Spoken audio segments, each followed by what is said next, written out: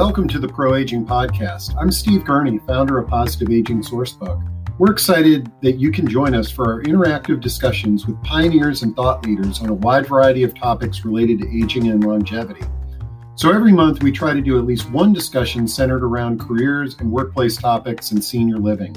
At these live and interactive discussions, you'll be able to announce job opportunities or share that you're looking for a job. This discussion's a little bit different. We spotlighted some innovative university-based aging studies programs. UMBC, the Erickson School of Aging Studies, Georgetown University, and Virginia Tech.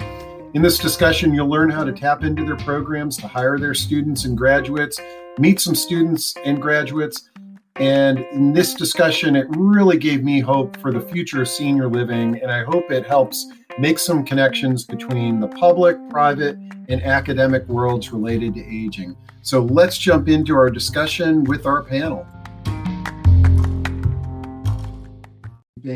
So now I would love to welcome our panel members from behind the curtain, and let's get to know them a little bit better, and let's get to know about their programs a little bit better.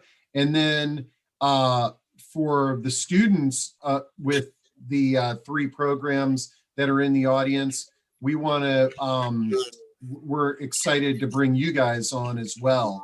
So first off, welcome everybody. Today, our panel represents three university-based academic aging studies program. We've got Georgetown University, we've got UMBC, University of Maryland, Baltimore County, and we've got Virginia Tech. And let's see. So before we get started, let me sort of share with everybody how I envision today going. So sort of round one, we're going to get to know these people on the screen, who they are and how they got involved with their programs. Round two, we're going to learn about their programs and how they work and interact. Round three, we're going to learn how senior living providers can interact with their programs. And when we do that, we're also going to get to meet some of the students that are in the audience and give them the opportunity to outreach to you all on, hey, this is, my name is Joe and my dream is to work in a home care agency, or my dream is to, start a business that focuses on aging. And I think that all of us in this community, there's so many opportunities for us to outreach to these students and to these programs to benefit the lives of older adults and their loved ones. So I'm going to shut up because you guys are not here to hear me. Let's get to know our panel here. And I'm just going to start with, let me start with Jamie at UMBC, because I have to say, Jamie's the one that sort of incubated this idea, because next week is Careers in Aging Week at UMBC. And that was sort of the catalyst to try to put something like this together. So Jamie, tell us a little bit about yourself and your position there at UMBC. Sure, thanks so much, Steve. So my name is Jamie Jagers, and I work at the Erickson School of Aging at UMBC. I've been working here for about 6 years, but more importantly, I'm also a graduate of our master's program, so it is near and dear to my heart. Steve is actually a graduate as well, so I'm excited to tell you a little bit about why I love the program and our students are really amazing. Great. Okay, so then let's go down below Jamie to Pamela Teester with Virginia Tech, and then we'll finish up with our two panel members from Georgetown. Pamela, tell us a little bit about yourself. Oh, thank you, Steve. Thanks for having us. And Jamie, I'm so glad you thought of this call. I'm Pamela Teester. I'm a professor at Virginia Tech and the director of the Center for Gerontology. I am a graduate, actually, of Virginia Tech in public administration and public affairs. And I am the person who has the certificate in gerontology, which I got at Virginia Tech. So we have all kinds of things to share with you. We've been a long-standing certificate program. I'm and we've just got lots of things to tell you. So thanks. Great. And last but not least, we have two panel members from Georgetown University. And no offense to this, Andy, but ladies go first. So let's kick it off with Pamela Saunders, and tell us a little bit about your role at Georgetown.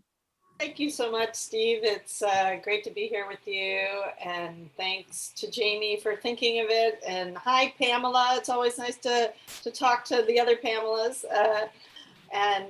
So my role at Georgetown is I'm director of the master's degree in aging and health at Georgetown. We're a pretty new master's degree program. We started up with our first class in 2018.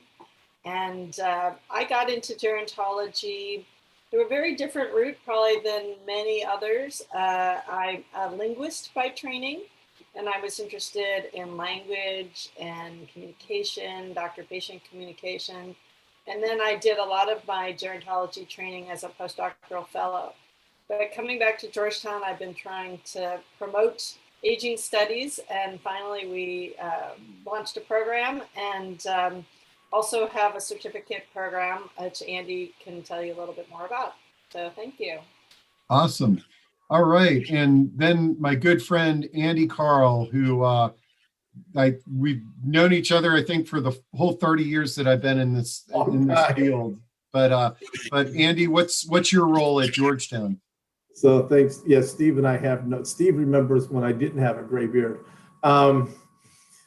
So I'm a practitioner by training. I have a master's degree in healthcare administration and was a hospital administrator for many years. And then about 25 years ago, I got into senior living when it was pretty new, 25, almost 30 years ago. Was a founding executive with what became one of the larger senior living providers. And then went over to George Mason a number of years ago. Steve and I met that time and created the first undergraduate curricula in senior living administration. Went back out in the field as a practitioner because this is what I do for a living. I'm at my community right now.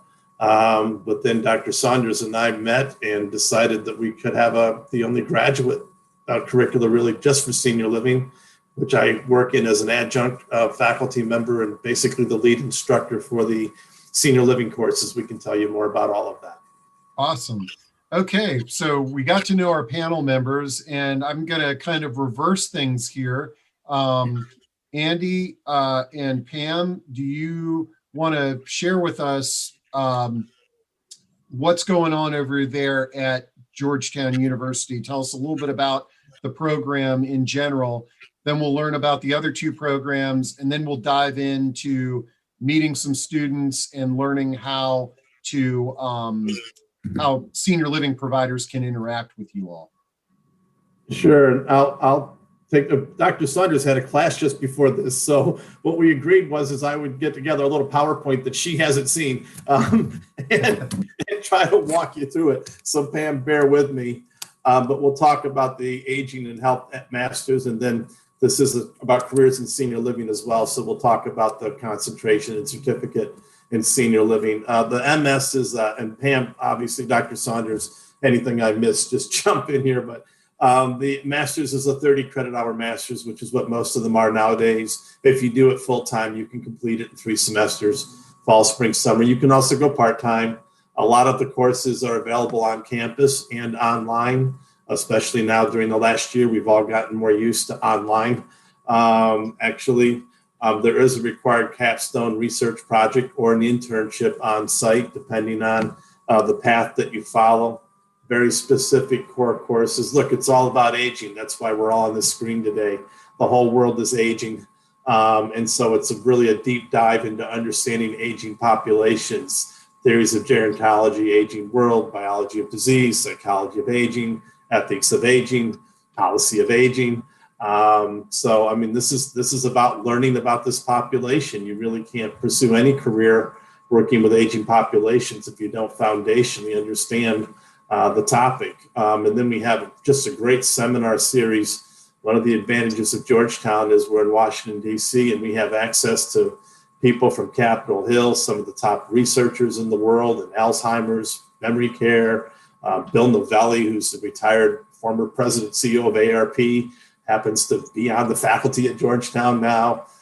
People like Bob Kramer, for those of you in senior living, who's basically kind of on the Mount Rushmore of senior living, happens to be a Georgetown alum, so happily came out and spent an hour with our students. So we're very, very fortunate to be in Washington, D.C. and have access to some really, really influential guest speakers, guest lecturers, in addition to our coursework. There are 3 areas of concentration within the master's then. Health systems administration, if you want to gravitate more into the larger healthcare industry as an administrator. Obviously, healthcare economics and policy. Again, we're Washington, D.C., lots of policy on Capitol Hill, lots of think tanks, lots of economists who are focusing on this. And then the unique thing for us is our senior living administration, which, as I said a minute ago, is really the only graduate curriculum just for senior living administration. We feel very strongly about this. It's an industry that's grown enormously. It's going to keep growing in the years ahead. And this is a very unique skill set to be a senior living administrator. As someone who used to be a hospital CEO, I can tell you it's very different. And so really focusing core courses, senior living management and operations, which is basically a deep dive into the history and background of the industry, but then literally every single department and function administratively, how you manage those operations day to day, and the best practices and benchmarks in our industry that have developed over 30 years, an entire course in senior living sales and marketing, because senior living is actually 80% private pay.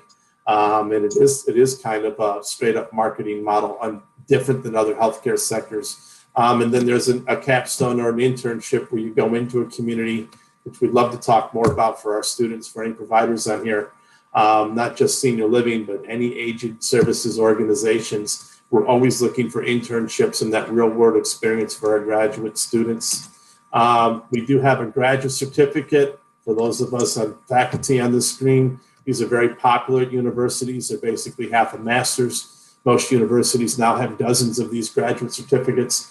Great way to instead of 30 credit hours, 15 credit hours, in our case, focused exclusively on senior living. You can then take that graduate certificate, add it to your resume, or you can continue on and complete the entire master's. But students find graduate certificates a great way to kind of kick the tires on grad school, get back into the flow of things, and then very often decide to continue on and complete their entire master's. So it's 15 credit hours for senior living administration, same kind of core courses, some electives that fill in your skill set, and then an optional internship. And then really what this webinar today is all about, and thank you, Steve and Jamie too, for organizing this, is how we work together. You know, how do we find internships for our students? How do we find capstone research projects? How do we really work together on employment opportunities with growth potential, not just entry-level jobs, but career avenues, especially if you're a grad student. You know, the reason you go back and get a master's or a certificate is you're looking to grow in your field. You've already got some experience.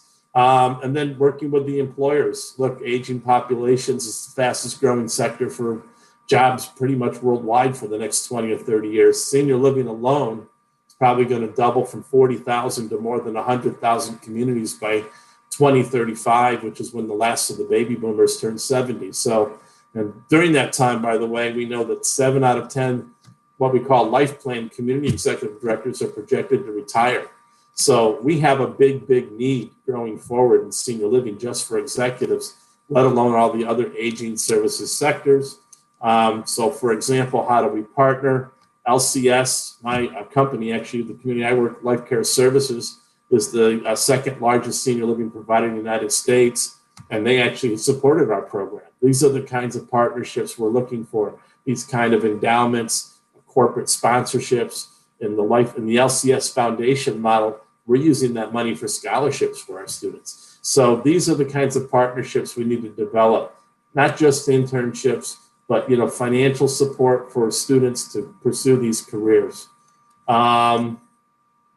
If you are interested in applying, there's information here. I know Steve will share all this. We're fall applicants have until May 15th. So Jamie, thank you. The timing is perfect for people to go online and apply to any of these academic institutions. The graduate certificate's pretty much open any semester. You can start anytime. And then here's our contact information. if you need it. And then Pam, did I miss anything? It was perfect. I could not have done better myself. Thank you. Awesome. No, that was really good overview there, Andy, and what a great program. And you touched on, a lot of things that why we're doing this discussion today is that for those people that are out there as employers, if you've got a project that could potentially, if you got something that you've been dying to do for a long time, but you don't have the resources and the manpower, that could be a great capstone project for a graduate student, and it could be a win-win for everybody. But anyways, we're going backwards here, so let's learn a little bit about Virginia Tech. So Pam Teester, I get the Pam T and Pam S backwards here. Pam, if you want to tell us about the tech program, and then we'll jump to UMBC, and then I want, actually, before we do this, so if you don't mind, the students that are in the audience from these three programs today, would you guys mind just raising your virtual hands for me? That's that little button at the bottom that is, it's a little yellow hand. So good. We've got a few students that have raised their hands. And so once we get through these, the description of the programs, we'd love to welcome the students to come on, talk about your experience, talk about your dreams and ambitions, and get you connected with our provider network. So Pam, you want to tell us a little bit about Virginia Tech? Absolutely. So let me share my screen, and I'm going to hope that that works out okay. I think that's it. There we go. Yep. There we go.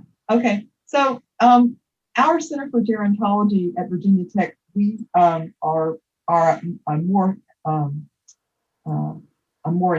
program that's been going on since 1978, and it was so nice to be able to tell you that next week we will be holding our 42nd anniversary celebration for gerontology and our 29th anniversary recognition ceremony. So we graduated a lot of students through the years who have gotten a certificate in gerontology.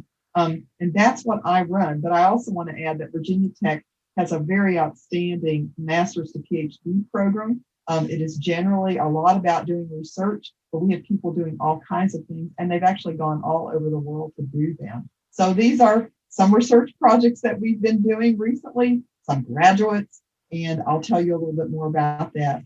I sort of like to do CFG by the numbers. And so this is what we sort of look like in our Center for Gerontology. We have 11 center associates, and that's actually people who are retired faculty who have done things having to do, who have done things having to do with gerontology. I think we're going to rotate. We have 96 or around 100 faculty affiliates. We have 4 staff affiliates, Friends of Gerontology, and it's going to keep rolling back because that's going to do that.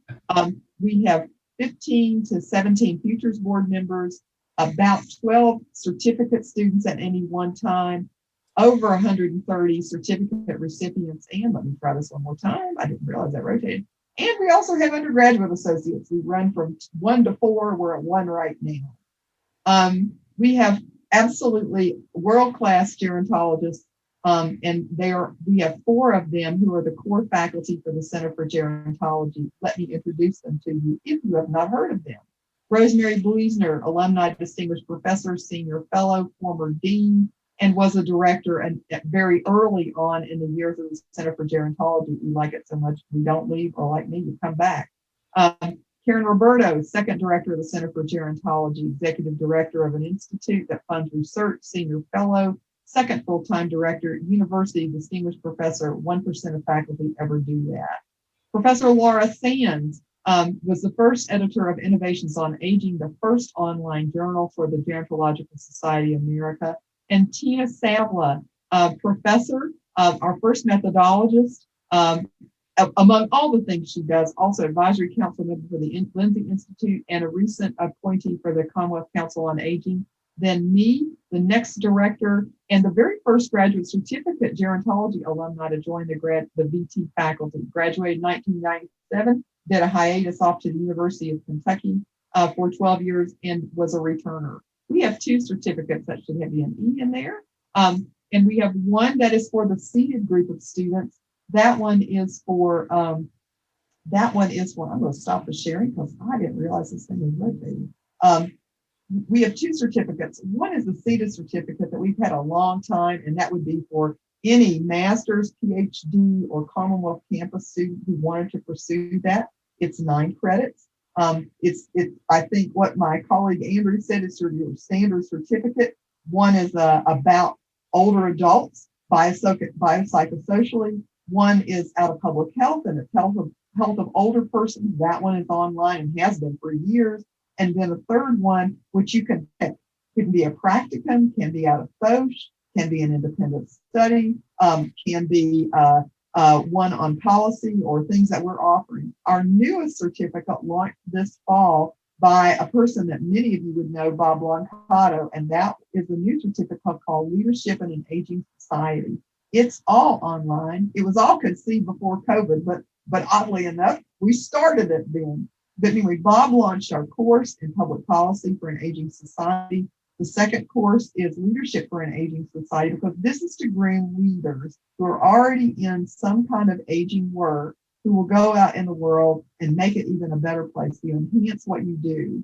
And then, so teaching that course is Rich Brody and Laura Sands, and they are winding that up. In fact, I attended their class last night, and it was amazing. And then the third course in the trilogy is Ethics for an Aging Society, that will be taught by outstanding people, Georgia Annitzberger and Candy Heisler, who will be doing that. We all 3 published a book together, Ethics for an Aging Society, and it came out this year, last year, this year, I can't remember, blur. But they will be talking about issues for vulnerable adults in an aging society, and that wraps up that course. Then you pick the capstone that you want to do to improve your position or in your organization. We are heavily involved in research, instruction, and outreach. We have several $1 million of grant funding. We help fund our students in that way. We do caregiving research, friendship research, health outcomes research. Some of us do elder abuse and elder rights research. We are a research entity, and we do that, and we are able to fund our students and mentor them in that way. We also teach courses. We also present. We also do one-shot wonders. We also help other universities when we teach for them. And then we are the land-grant university in Virginia. And so we do a tremendous amount of outreach around the state, and we partner up with lots of friends that we have both around this state, around the country, and actually around the world. So that's probably good enough for me for now. I'll be happy to talk later about those things. Excellent. Great. And last but not least, Jamie from UMBC, who got this conversation going for us all. Tell us a little bit about the Erickson School of Aging Studies at UMBC. Steve, this was all you. You had the group and the platform, so I appreciate you being able to bring this to life. So I'm Jamie, like I said, and I'm from the Erickson School of Aging Studies at UMBC. I'm going to try to keep this as brief as possible because I'm really excited to introduce our students to you and connect them to opportunities. So the Erickson School was founded in 2006 at the University of Maryland, Baltimore County. We're located right in Catonsville, Maryland. So that's right outside of Baltimore City, close to DC, BWI. All of our programs are very interdisciplinary. So that means that we offer an education that blends not only a education of human aging, but we also have public policy and management principles as well. So that means our classes are taking, our students are taking classes ranging from business decision making to the art of aging. So very wide range of classes. My personal favorite part of the program was learning from our amazing faculty. I think we do a really good job of combining both faculty from a leading research institute like UMBC, and then we also have our affiliate and adjunct faculty with real world experience that they bring to the classroom. We currently have about 200 alumni who are working in the field. So those graduates are doing anything from working as nursing home administrators in the field. We also have people in sales and marketing. We have people who are creating their own businesses. So I don't know if Val Walker's on the call, but I know she's done work with Steve at some of these events before. And she created her own end-of-life care company called Doula by Destiny. So we have really incredible graduates who are just so interesting, and I can connect you with them if you're interested. So, huh? Oh, great. No, sorry. Come on, go. I was bragging, and Steve's one of our alumni too. So I'm sure we could brag about him too. He also created his own business. So amazing graduates. So our degree programs include an undergraduate program that's a BA in Management of Aging Services. So you'll be meeting a couple of our students from that program in a few minutes. The undergraduate programs also include a minor concentration in Management of Aging Services and one in Health, Wellness, and Aging. So that's where we reach a lot of our UMBC pre-med students, pre-PT students. We have students from IS degrees, so information systems, technology degrees that are interested in aging or think they'll be working with older adults.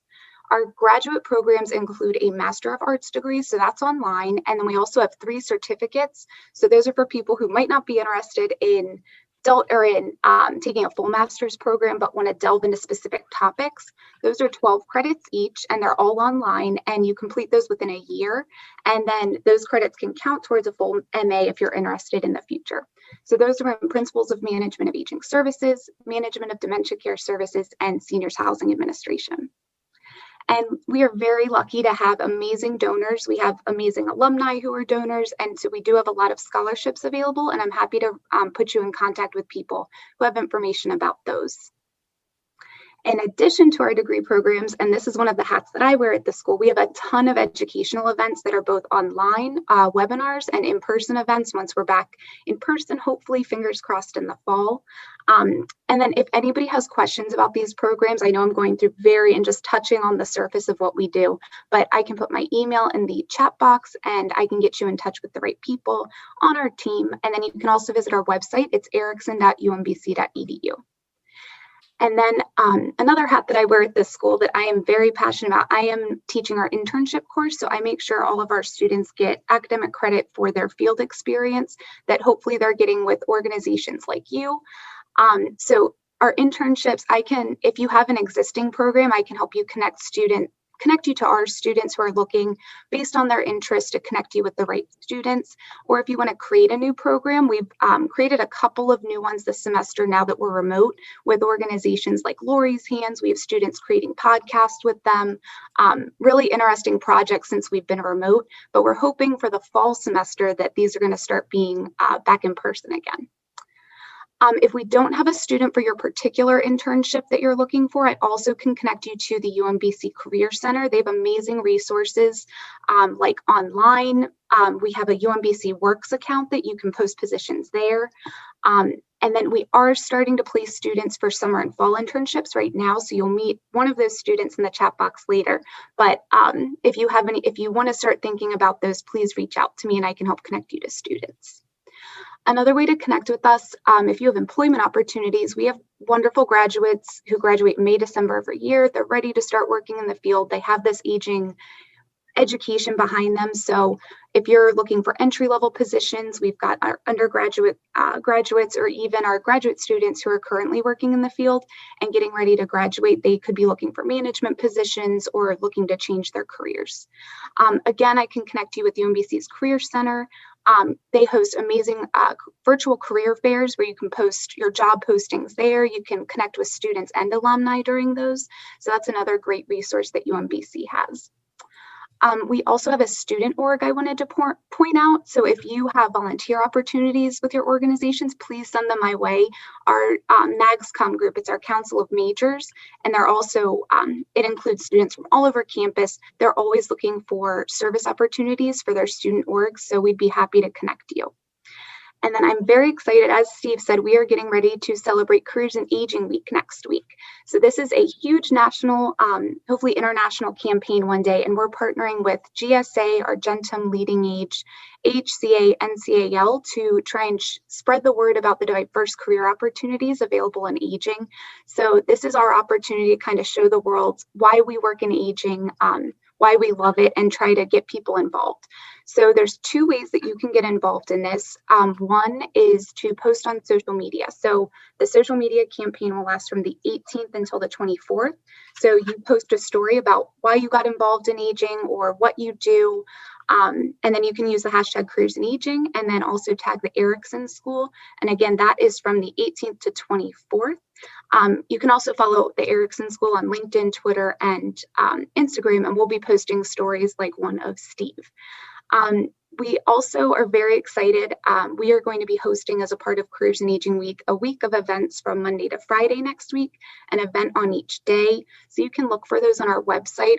All of the events are bringing back our wonderful alumni, community partners, to see why they're working in aging and the heroic work they've been doing, especially during the pandemic.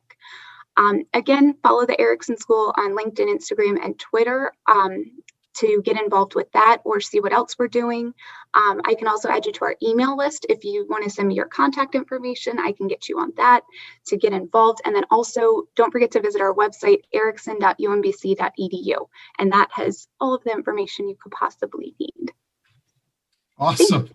Wow. Okay. It's like drinking from a fire hose, learning about these three programs, but I think this is just great that there's higher education resources out there in our field. Most of us have learned about aging studies and quote unquote gerontology, by just the school of hard knocks. You just sort of, all of a sudden you're in the middle of this, and knowing that there's academic programs and all the resources around them is just fantastic. So the goal of today is really to connect students with organizations now and in the future. And so let's get to know some of the students. And so I asked earlier in the program for some of the students to raise their hands. I've got Carlisle Sheehy, I've got Carol Stadfield, and I've got Laura Bando, whose hand is raised, and Abigail Howard, who's also got their hand raised. And any other students that are in the audience that would like the opportunity to just tell us a little bit about yourself and maybe what you're looking for in the future, I urge you to just raise your virtual hand, and I'll advance you to panel members. And let's see. So we've got a few students on here. I think Laura was going to introduce herself via the chat box. I didn't want to put her on the spot. Oh, okay, great. So I didn't want to cause her any panic. Great. So everybody look towards the chat box, and I know Laura is looking for an internship opportunity for the fall semester this year. So she will be introducing herself in the chat box. Awesome. Okay. Great. So check out Laura from UMBC in the chat box, looking for an internship. And I see some of the companies that are in the audience. I know this is going to be a great opportunity, but I've got her sort of first on the list on my screen here, Carlisle Sheely. Carlisle, tell us a little bit about yourself. What program are you from? Hi, thank you for having me. Sorry, I've got a little bit of a cold, so my voice sounds a bit like a frog. But so I completed my certificate in gerontology at Virginia Tech with Dr. Pamela Teester. And I also completed my master's of public health at Virginia Tech, and just recently graduated with my PhD in environmental design and planning, and focused on walkability for older adults, particularly in senior living communities. So that's my background. When I started pursuing a PhD, walkability was my passion, the built environment. But I really then honed in on the need to look at older adults and how their unique environments need to be studied. And it can't just be assumed that it's the same as people who are in a general population. And so that's where my interest really sparked in focusing on older adults. And I attended a presentation by Dr. Teester probably 5 years ago and thought, oh, what an opportunity. This can give me that kind of extra education I need in older adults, since that's my focus population. And that is where the relationship began with Dr. Pamela Teester, who ended up being on my PhD committee, and where I completed the certificate in gerontology. So it was a really great pairing with my PhD education, which was not focused on older adults. My department was actually in building construction. And so I really wanted to make sure I held true to my roots of public health and focus of older adults. And the certificate program allowed me to do that. So it kind of gave me this interdisciplinary education, which I was really wanting. And now post-graduation, I graduated last month. I am working with Dr. Teester now on a project related to advanced directives and post forms here in Virginia, specifically rural Virginia. So I really feel like the certificate in gerontology was kind of the catalyst to open my eyes to different issues related to older adults, not just that of walkability, which was my PhD. And I think that this really is kind of the pathway I see myself going on, issues related to older adults, not just what I studied. Ideally, I would like to either teach here at Virginia Tech in a faculty position, or continue on possibly in a research scientist position, doing research around older adults with a focus on public health. So that's where I am. And it's been a really cool experience to bridge all these disciplines together. And I definitely attribute the certificate to that. Oh, this is great. And, I'd actually like to have you come back and talk about walkability on one of our discussions. Absolutely. We have 2 or 3 discussions a week, and it's a topic that I've been really dying to address. And so we'll make sure to reach out and get you involved with that. And so feel free to put your contact info in chat. And if anybody wants to reach out to Carlisle, by all means, congrats. Thank you. So let's see. Our next student that I've got here on my screen is somebody that I know, Carol Stadfield. Carol, tell us, what program are you with? Hi, Steve. Thank you. Hello, everyone. It's very nice to be here and meet and see you all. I'm in Dr. Teester's program, a senior studying aging. And through going to a lot of Steve's events, I became very interested in gerontology. And I'm so pleased to be in the class. The present class that we're having, which Dr. Teester mentioned, is like a double class regarding the organization of leadership, combined with the more biological and all the other aspects of aging. So it's a double class, 2 hours a week, and it's fantastic with 2 amazing professors, instructors. Unbelievably, just so informative and energizing. And the class is just superb. Pam attended last night, so it was very nice to have her. We're doing our end of the semester projects. So it's just a wonderful opportunity to switch gears. I've been a realtor my whole life, and my goal is to work in senior housing in some capacity, probably sales and marketing, using a lot of the same skills. But we'll see. I was going to wait till the end of the program, but I'm already speaking to some people, so I'm very, very excited. And if anyone up here in Northern Virginia would like to know more about the program, please contact Steve, or I'd be happy to speak with anyone. It's just a wonderful way to learn about the field from such outstanding instructors. Great. Thanks, Carol. And I'm glad that you discovered this program. And, it's a great example of a profile of a student who's worked a long career and sort of addressed older adults, but now being able to jump into a certificate program, get a little bit more insight and academic training to further your career direction. So that's great. So now I've got on my right that is Abigail Howell. Abigail, what program are you with? So I'm with Georgetown. I'm actually an undergraduate there, but I've taken a few classes with the Aging and Health program. So a little bit about myself. So I'm a junior at Georgetown undergrad studying psychology. And I really just got into the aging field my freshman year of college. So when I was applying to Georgetown, I had no idea about the program. I had no idea what I wanted to do, but I got super lucky that this program is actually here. I've had some experience working in adult day health centers for people living with dementia.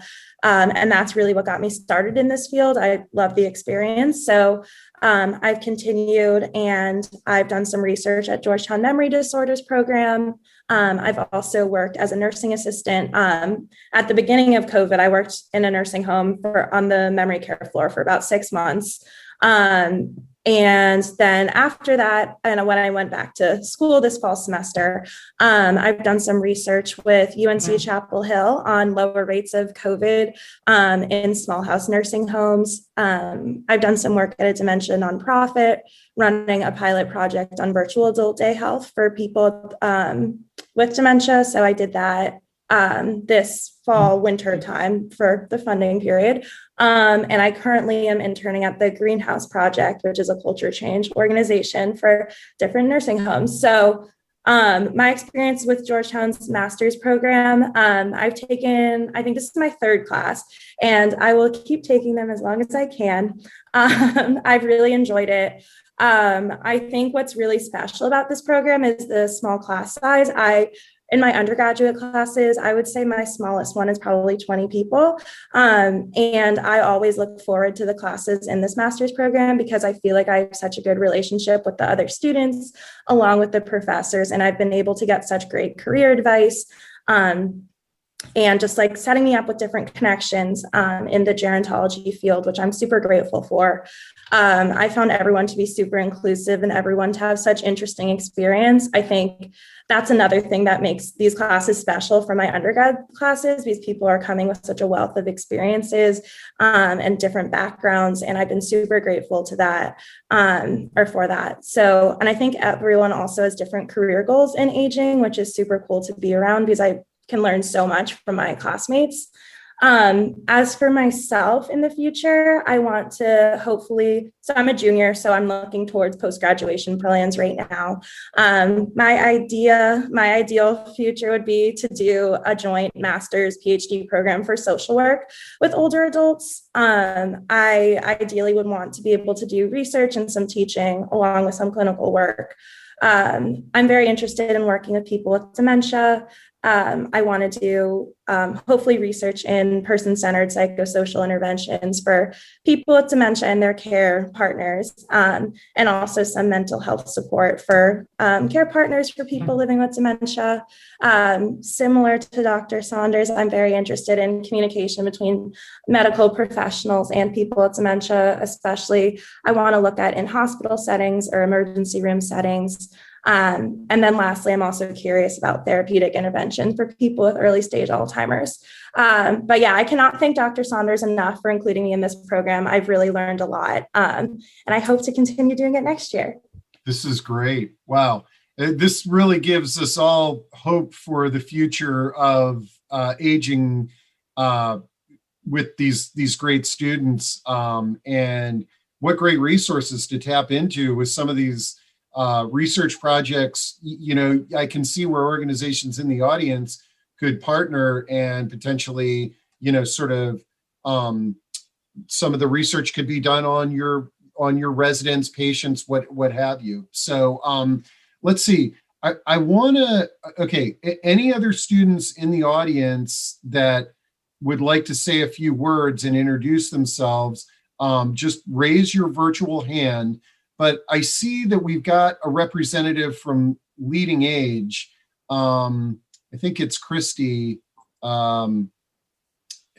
Christy, if you'd be willing to raise your virtual hand, the representative from Leading Age, I would love for you to share the program that Leading Age has for students. I think that would be really relevant to this conversation. So I'm gonna bring you over, Christy Kramer, to talk about that, because Oh, and we've got another person, Nafili. So I'm bringing Nafili over too. But Christy, you're from Leading Age, and I understand you've got some great resources for students and organizations.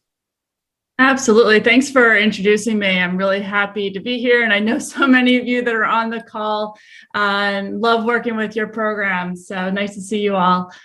So Leading Age, I would say about a year and a half ago, we started putting some really strong resources towards developing things for students. And if you go to leadingage.org/students, you can go to our Student Center, and there's a bunch of resources there for students. We also have a summer enrichment program, which we have launched this year, and members from across the country, we have, I believe, about 30 members across the country who have agreed to host interns, paid internships at their sites across the country, with a lot of facilitation and some metrics to make sure that the internships are quality internships. So if you go to our careers.leadingage.org page, that's our job board for any careers in aging, we do have a tab for internship opportunities. And if you are a Leading Age member, you can post your internship opportunities there for free. If you're not a Leading Age member, I believe there's a small fee to post there, but we really are looking forward to having a place where all students can go to, that they know that there will be internships available to them in aging services. So it's kind of a one-stop shop for them. The other thing too that we have is a new podcast that is student directed called The Mentor's Voice. And students, and if there's any students that are out there that are interested in being a podcast host, students interview leaders in the field. It's really interesting. That's cool. Yeah, so we're on our 11th episode coming up, and they interview all different types of leaders about their career journeys and why they got into aging. So those are just some of the highlights. We have a whole lot more too. Oh, I love it. Yeah, no, I got an email from your colleague at Leading Age this morning when they saw that we were doing this, and I was like, oh, you got to come on. So I'm really glad you shared that resource. And yeah, you students that are on the call, get out there and I love that podcast idea. That's a really great one. Okay, let's see. I've got Nafili. Nafili,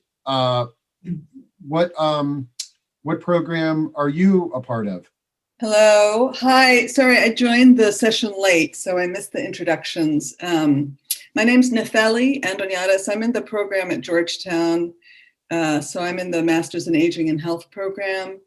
So hello, everybody. I'm not even sure who's here in the Zoom world, but I'm glad to join you. I actually have a background in the arts. I'm a theater artist and a community engaged art maker, and have been a professor of theater arts for many years. And so for me, the journey into being a graduate student again has been fantastic. I was drawn to the interdisciplinary nature of the program, which I'm finding to be really broad and pretty fascinating. My goal, I think I developed my interest in aging and health through personal family experiences, perhaps as many of us do, and working through aging processes with my family members. I became really fascinated with the changes that were happening. And so one of my interests that brought me into the program was an interest in bringing arts, creative practice, artistic practice into the core of aging. My belief and what I am learning is even more about is the ways in which creativity and artistic practice is at the heart of well-being and is a place for us to generate programming and paths forward that reach everybody. I also, the program is opening up a lot of other interests, and so built environment, housing, the interrelationships of community, the importance of community and community-based settings are also growing interests of mine as I sort of hang all of that on sort of the theoretical frameworks that we're understanding as well. So Georgetown has a couple of tracks. I'm in the economics and policy track. So that is my focus, working towards policy change. And my idea is to bridge the arts into this, build that bridge and sort of support policy in that way. Wow, really interesting. Boy, this is really great. So many different directions, and all inspired by the different programs that you guys are in. We have Alex Brown, who's actually from a program that is not, we haven't talked about, but he's on this call. He's from Pitt. Alex, did you want to talk about what you're doing up about your program in Pittsburgh? Yeah. So I am at the University of Pittsburgh. I'm studying neuroscience with a minor in chemistry. It's built in. I didn't do anything special. So I kind of got into gerontology in a very weird kind of way. It was kind of just this beautiful interaction of accidents that kind of snowballed me into kind of leading to wanting to expand my knowledge. So I actually, before I attended Pitt, I'm from North Carolina, and I went in state because my parents wanted me to. And so I attended the Appalachian State University, and I took adult development, and it was insane. I just connected with the material just so much, and I just loved aging. And, you know, it was just this really beautiful class to me. And so we were doing a unit on, you know, Alzheimer's disease. And the materials we were provided were from the University of Pittsburgh for that unit. And it really stuck with me. I had no idea that, like, you know, 4 years later, I would actually be attending that university and be actually working with some of the faculty that actually cultivated these resources for physicians and for education. And so it's been a really beautiful journey because at the University of Pittsburgh, we actually kind of work really closely with Carnegie Mellon. So you have the direct association with, so basically if you go and see like all of the neuroscience quote unquote faculty, it's faculty not just from the University of Pittsburgh, it's faculty from both universities. So they actually expand our student body to have these different experiences. And through that, you get access to all these different levels of gerontology. Though they might not call it that, it is kind of related. So, because biogerontology is this huge, huge field that's like blowing up and exploding right now. And that's kind of where I started to shift my interest, was kind of going towards the biogerontology direction. But with COVID, you know, my love for public health, my love for policy, my love for all of these things kind of just blew up, you know, because it's such a need for the future. So I'm still torn. I'm not going to lie to you guys. I love research. I love all of these different aspects of it. You know, research is a really big part of my life right now, but I'm kind of making next steps, and I don't know whether I want something more research driven or more, you know, working towards policy and developing programs and things, but that's kind of where I'm at. This is great. I really appreciate you jumping on and sharing your insight. And I can't believe that we're at the top of the hour, that we've gone through a whole hour, but I'm really pleasantly, this has exceeded my expectations, you know, in that we got to know about 3 academic programs. We got to meet some faculty, some students. It's really given me personal encouragement about our future. And it really, I don't know about you all in the audience, those that are here sort of listening in and thinking about these, working with these organizations and individuals, but I see lots of paths on where we can blend the provider community and the academics and students and make it a better place for older adults. So I hope that this discussion creates opportunities for all of us. With that, any closing thoughts? I'll have a recording of this. I'll share the chat with everybody. So make sure that to type in your contact information. And, I sort of see this as first of many ways that we can team up together. Steve, this is terrific. I appreciate being part of it. Yeah. It's very nice. Nice to meet you all. Okay. Nice to meet you too. Nice group of people. Yeah. All right, guys. Well, with that, we will be talking to you soon, and everybody look for the follow-up here in the next day or so. Thanks a lot. Thank you. Bye. Bye, Pam.